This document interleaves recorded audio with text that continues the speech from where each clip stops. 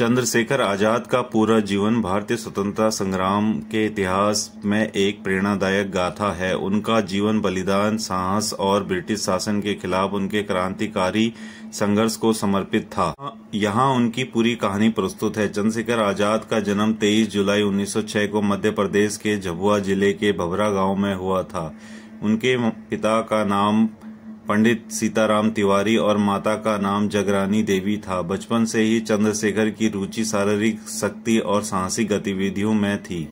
उन्होंने बचपन में ही कुछ समय काशी वाराणसी में बिताया, जहां उन्होंने संस्कृत की शिक्षा प्राप्त की। चंद्रशेखर का झुकाव स्वतंत्रता संग्राम की ओर 1921 में तब हुआ जब उन्होंने महात्मा गांधी द्वारा चलाए जा रहे असहयोग आंदोलन में भाग लिया।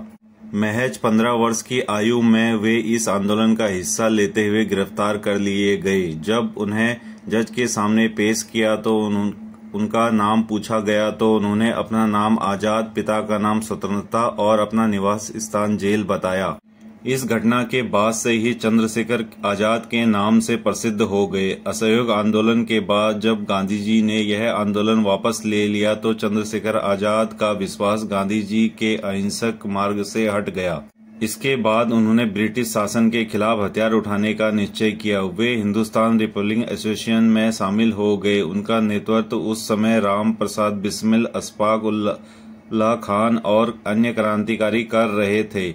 1925 में काकोरी कांड में कई प्रमुख क्रांतिकारियों की गिरफ्तारी के बाद उन्होंने संगठन की जिम्मेवारी संभाली। एचआरए के पुनर्गठन के बाद संगठन का नाम बदलकर हिंदुस्तान सोशलिस्ट रिपब्लिकन एसोसिएशन कर दिया गया। इस संगठन का मुख्य उद्देश्य ब्रिटिश शासन को उखाड़ फेंकना और भारत में समाजवादी सरकार की स्थापना करना था। आजाद ने भगत सिंह, सुखदेव, राजगुरु, रामप्रसाद बिस्मिल जैसे क्रांतिकारियों के साथ मिलकर कई बड़े ब्रिटिश विरोधी अभियानों की योजना बनाई। चंद्रशेखर आजाद के नेतृत्व में एचएसआरए ने कई क्रांतिकारी गतिविधियां की। इनमें से कुछ प्रमुख कार्य थे: सैंडरसन की हत्या 1928, लाला लाजपत राय की लाठीचार्ज का बदला लेने के लिए भगत सिंह, राजगुरु और आजाद ने ब्रिटिश पुलिस अधिकारी जॉन सैंडरसन की हत्या की। दूसरा, दिल्ली असेंबली बम कांड 1929, भगत सिंह और बटुकेश्वर दत्त द्वारा असेंबली हॉल में बम फेंकने की योजना में आजाद की महत्वपूर्ण भूमिका थी। यह बम फेंकने का उद्देश्य किसी की जान लेना नहीं था, बल्कि ब्रिटिश शासन को यह दिखाना था कि भारतीय अब चुप नहीं रहेंगे। चंद्रशेखर आजाद ने अपनी जिंदगी का आखिरी समय इलाहाबाद अब प्रयागराज में बिताया। 27 फरवरी 1931 को आजाद अपने एक साथी के साथ आल्फ्रेड पार्क में बैठे हुए थे जब पुलिस ने उन्हें घेर लिया। एक लंबी मुठभेड़ के बाद जब उनकी गोलियां खत्म हुई तो उन्होंने अंग्रेजों के हाथों पकड़े जाने की बजाय खुद को गोली मार ली।